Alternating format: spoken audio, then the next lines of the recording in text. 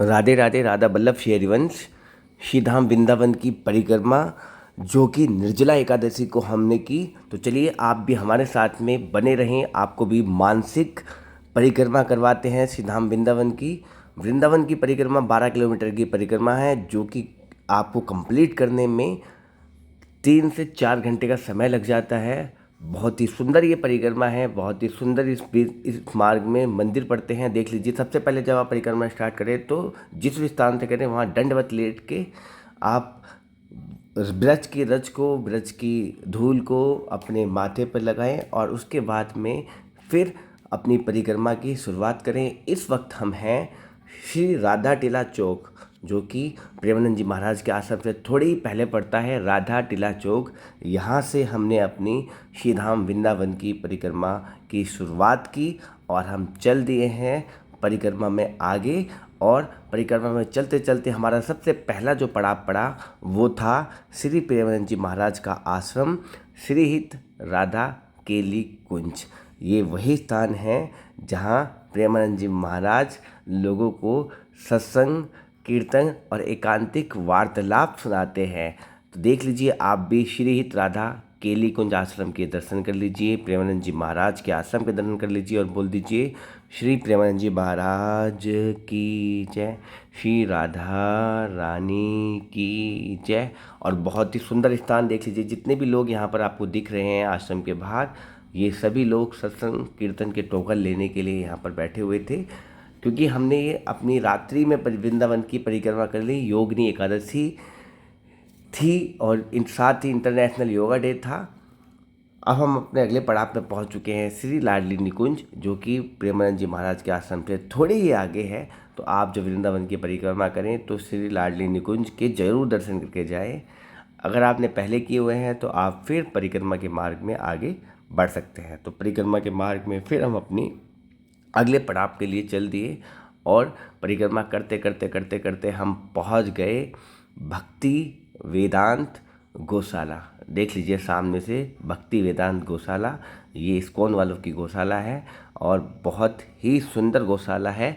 इसके अंदर आपको प्रसाद भी ग्रहण कर सकते हैं आप। इसके अंदर बहुत सुंदर भी प्रसाद मिलता है, यानी कि बहुत सुंदर इसमें भोजन भी मिलता है, तो आप यहाँ पर भोजन भी ग्रहण कर सकते हैं। इसके अंदर बहुत अच्छी गौशाला है और इसके दर्शन जरूर करके जाएं, भक्ति वेदांत गौशाला। अब रात्रि का समय श्री धाम वृंदावन की परिक्रमा हम कर रहे हैं, साथ में आप भी हमारे साथ में करते रहें। बोल दीजिए राधे राधे।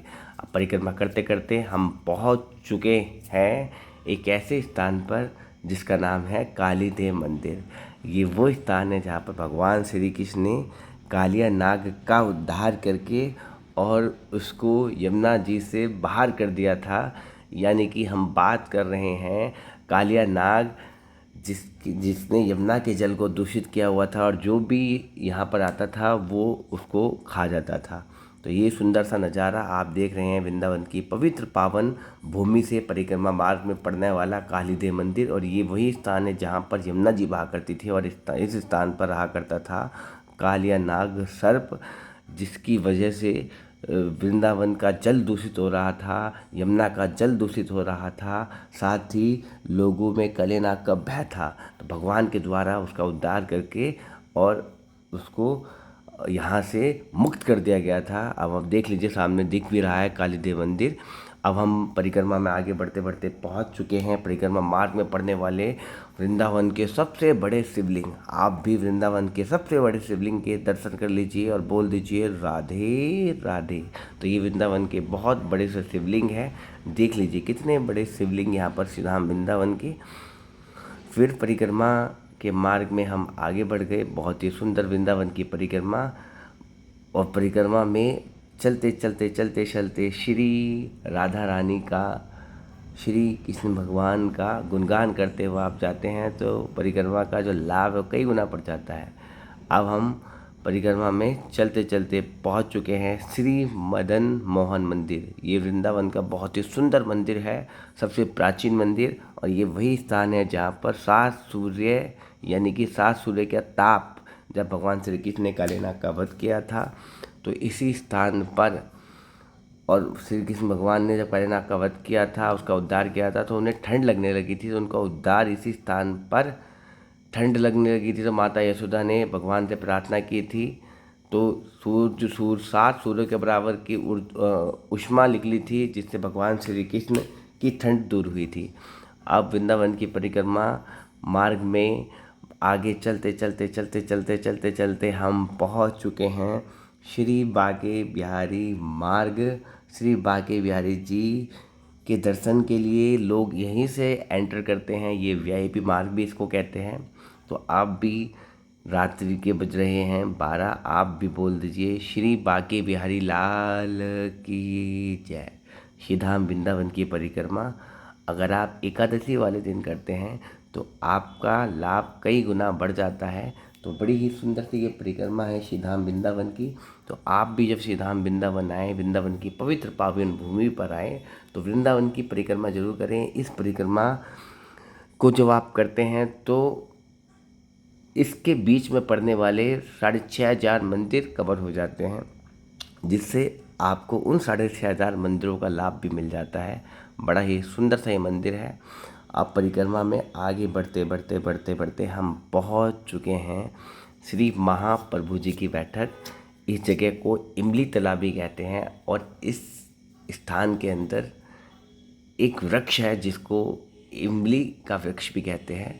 बताया जाता है कि ये वही वृक्ष है जिसको राधा रानी के द्वारा श्राप दे दिया गया था, जिसके कारण वृंदावन के अंदर कभी भी इमली नहीं पकती, क्योंकि इस स्थान पर राधा रानी के पैरों का श्रृंगार खराब हो गया था। राधा रानी के श्रृंगार पैरों में महावर लगा के जा रही थी, और एक पकी हुई इमली उनके पैरों के नीचे आ गई थी, जिससे उनके पैरों का जो महावर था वो खराब हो गया था, जिसके कारण महारानी ने, कृपाली हमारी किशोरी जी ने इमली के वृक्ष को श्राप दिया था, जिस कारण से वृंदावन धाम में इमली नहीं पकती।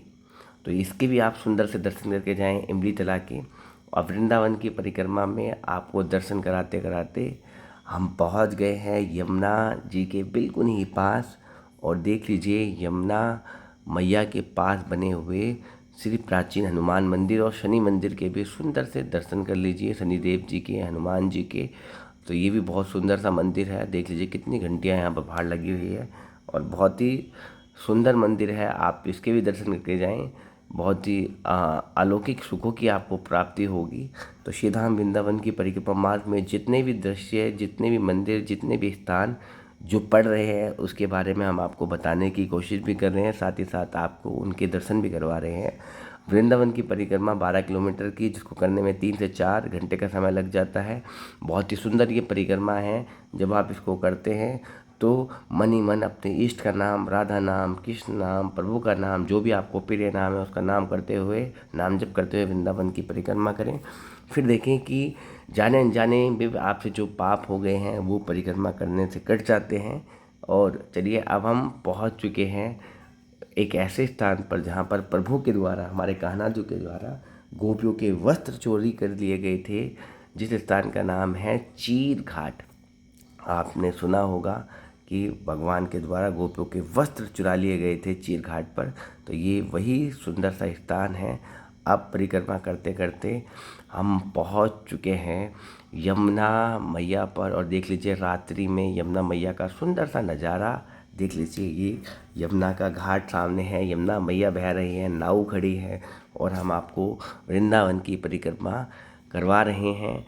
और आप भी हमारे साथ में मानसिक परिक्रमा करते हुए व्रज की भूमि, व्रज की दर्शन, वृंदावन की परिक्रमा करते रहें। आपको भी वही लाभ मिलेगा जो लाभ हमें मिल रहा है। क्योंकि अब चलिए देख लीजिए, ये सामने जब आप परिक्रमा मार्ग में ही यमुना के द्वार पर चलते हैं तो सामने आपको मिल जाता है श्री यमुना मंदिर। यहीं से बोल दीजिए यमुना मैया की जय। श्री धाम वृंदावन आए और यमुना मैया के दर्शन नहीं करके गए तो यमुना मैया के दर्शन करने बहुत ज़रूरी होते हैं। देख लीजिए यहाँ पर बताया भी गया है, द्वापर युग में अपने मामा कंस के द्वारा भेजे गए मायावी दैत्य कंस केसी नाम के राक्षस को यहाँ भेजा गया था, और यहाँ पर भगवान के द्वारा उसका उद्धार किया गया था, जब से इस घाट का नाम पड़ गया था केसी घाट। तो ये सुंदर सा नज़ारा आपने देखा। अब हम यमुना को पार करके पहुंच चुके हैं केसी घाट पर, और केसी घाट की चाय तो विश्व प्रसिद्ध है। जब भी आप श्री धाम वृंदावन की परिक्रमा करें और केसी घाट पर जैसे आप पहुँचे तो यहाँ पर चाय ज़रूर पी के जाएँ, क्योंकि यहाँ की जो चाय है वो विश्व प्रसिद्ध चाय है। तो इस स्थान पर आके चाय ज़रूर पी के जाएँ। चाय यहाँ की बहुत प्रसिद्ध चाय है और बड़ा ही आपको सुखद अनुभव होगा जब आप यहाँ की चाय पी के जाएंगे। खोलती हुई सुंदर चाय यहाँ की रहती है। सुदामा कुटी मार्ग ये पड़ता है और केसी घाट पड़ता है, तो यहाँ की चाय पी के जाएंगे तो एक अलौकिक सुखों की प्राप्ति होगी। अब श्री धाम वृंदावन की परिक्रमा करते करते करते करते आगे बढ़ते बढ़ते हम पहुँच चुके हैं मोक्ष धाम, एक ऐसा द्वार जहाँ सबको एक दिन जाना है। लेकिन अगर आपने जीवित रहते रहते प्रभु का नाम जप कर लिया तो आप सीधे भगवान के साथ कनेक्ट हो जाते हैं। आत्म साक्षात्कार आपको भगवान को हो जाता है और भगवान में विलीन हो जाते हैं। ये वृंदावन का मोक्ष धाम है, तो आप भी वृंदावन के मोक्ष धाम के दर्शन कर लीजिए और बोल दीजिए शंकर भगवान की जय, श्री किशोरी जी की जय, श्री लाडली जो की जय। तो वृंदावन की परिक्रमा में आगे बढ़ते बढ़ते फिर हम आपको लेके चलते हैं अगले पड़ाव पर, अगले मार्ग पर, जो कि वृंदावन के मार्ग में पड़ने वाले सुंदर से दर्शन आपको करवा रहे हैं। तो आप भी वीडियो में लास्ट तक बने रहें और वीडियो को देखते रहें और बोल दीजिए राधे राधे कुंज बिहारी श्री हरिदास और राधा वल्लभ श्री हरिवंश, राधे राधे। तो वृंदावन की परिक्रमा में चलते चलते चलते चलते अब हम पहुंच चुके हैं। देख लीजिए ये पड़ता है सुदामा कुटी मार्ग पे ही जगन्नाथ जी की रसोई।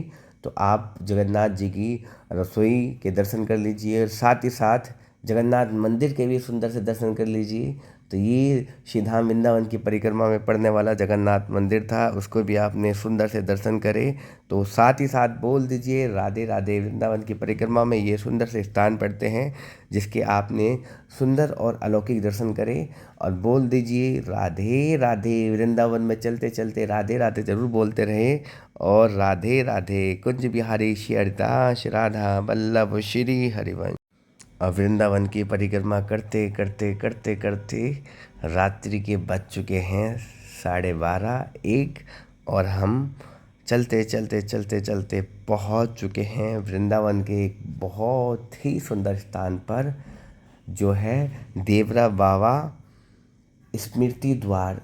यमुना की पार देवरा बाबा का आश्रम है, लेकिन वृंदावन के परिक्रमा मार्ग में ही उनका स्मृति द्वार बना हुआ है। तो चलिए आपको देवरा बाबा के स्मृति द्वार के सामने दर्शन करवाते हैं। यहीं से देवरा बाबा के स्मृति द्वार के दर्शन कर लीजिए और बोल दीजिए देवरा बाबा की। देख ले देवरा बाबा की यहाँ पर यहाँ पर वो भी लगी हुई है यहाँ पर मूर्ति। तो आप देवरा बाबा के सुंदर से दर्शन कर लीजिए और सामने लिखा हुआ है मारो प्यारो वृंदावन।